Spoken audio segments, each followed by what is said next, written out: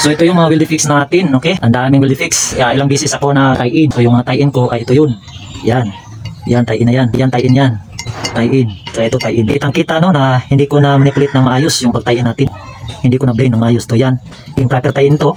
Yung proper tie-in to. Ito lang ang halos perfect. Pero yung iba, ito, at saka ito ay improper tie-in yan. Okay? Weld fix yan. At yung ating sa taas, itong sa taas, dito, sa taas ay crater to.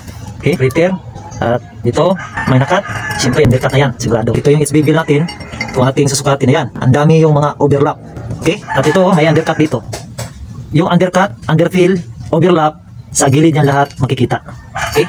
So, ito yung ating electrode na E6013 na neon weld na 2.5mm ang ginamit natin. Mula penetration, succeeding pass, at capping. Itong capping ito. Single bead lang itong capping natin. Dito rin sa baba, hindi ko na manipulate na maayos. Ayan, kurang laman. So, underfill siya. Okay?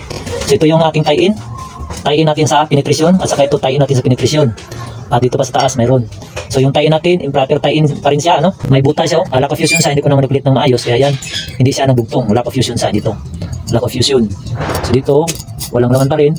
Yan, pag weld na gamit ito, E6013 na electrode, 2.5mm ang electrode diameter. Okay?